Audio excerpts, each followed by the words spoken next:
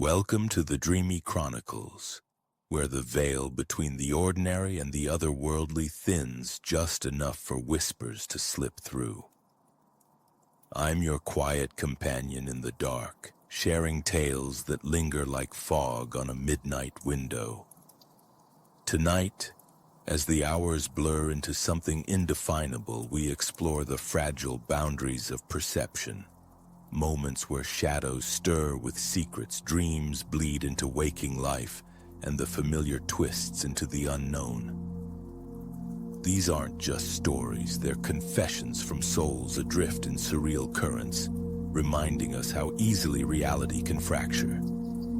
Settle in, dim the lights, and let the first tale unfold, a radio that tunes into forbidden frequencies. Story 1. The Whispering Radio. It was late evening when I dusted off the old radio in the attic, its dial glowing faintly under the bare bulb. I'd come up here to sort through boxes after my grandmother's passing. My brother had insisted we do it together, his practical nature balancing my tendency to linger on memories. "Come on," he'd said earlier, clapping me on the shoulder with that easy grin. "We'll make it quick." But he left early for work, leaving me alone with the musty air and echoes of her stories about voices from beyond.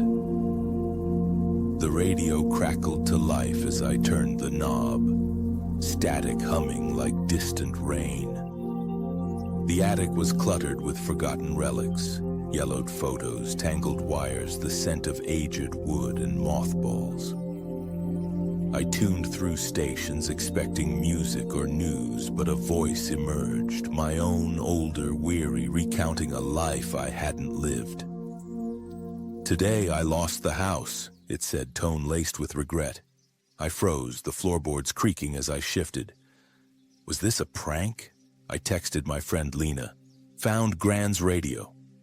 Hearing weird stuff, you messing with me?" Her reply came quick. "No way."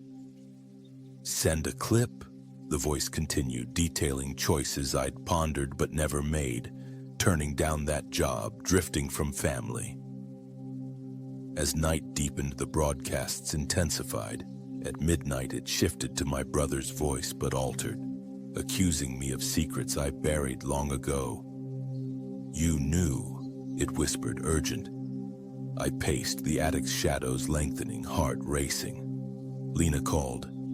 "That sounds creepy. Want me to come over?" Her concern grounded me, but the radio pulled deeper, revealing fragments, alternate paths where Gran lived longer, where bonds frayed differently. The air grew heavy, charged with unseen energy.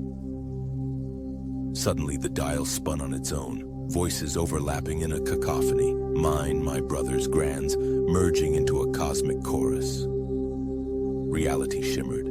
I saw glimpses of those other lives, overlapping like translucent films. In that surge, the truth unraveled.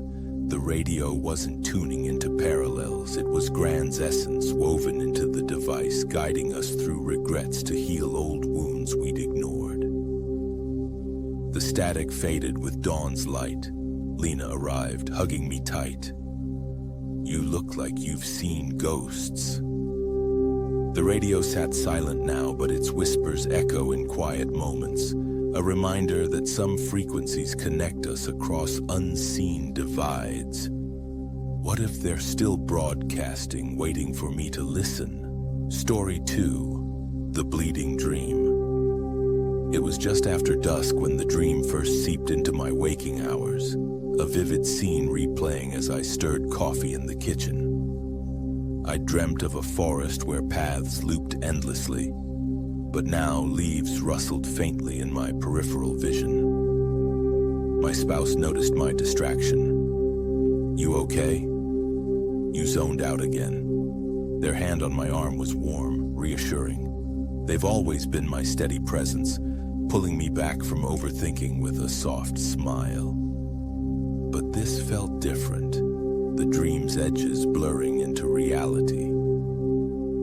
The house was cozy, lamplight casting golden hues on bookshelves and the faint aroma of dinner lingering. Yet, as I moved through the evening, dream elements intruded. A bird's call from the forest echoing in the hallway. I confided in my sibling over the phone. "It's like the dream won't let go." They laughed lightly. "Sounds like stress." Remember when we were kids imagining worlds in the backyard? Their words comforted, but the intrusions grew. Branches scratching at windows that weren't there. By midnight, the bleed escalated. Shadows in the living room twisted into dream trees, roots coiling across the floor. My spouse woke, eyes wide. "What's happening?" We held each other as the room transformed, forest air thick and earthy.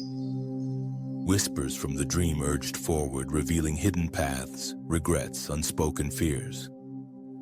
My sibling texted, "Coming over." "Hang on." The immersion deepened, pulling us into a labyrinth where time looped, choices replaying. In the heart of it, the world inverted. The dream wasn't invading. It was my reality fracturing, a manifestation of buried grief from losing our childhood home. With my spouse and sibling as anchors, I'd unknowingly pulled into the vortex to confront it together. Morning dissolved the illusion, the house returning to normal. My sibling arrived, embracing us both. The bleed lingers subtly now, a bittersweet bridge to what we've lost and found. What if it calls again, drawing us deeper? Story 3. The Detached Shadow. It was early twilight when my shadow first lagged behind, a subtle delay as I walked through the park. I'd met my colleague there for a casual chat. He's the type who lightens heavy days with jokes, slapping my back. "Loosen up, life's too short." But as we parted, my shadow stretched independently, lingering by a bench.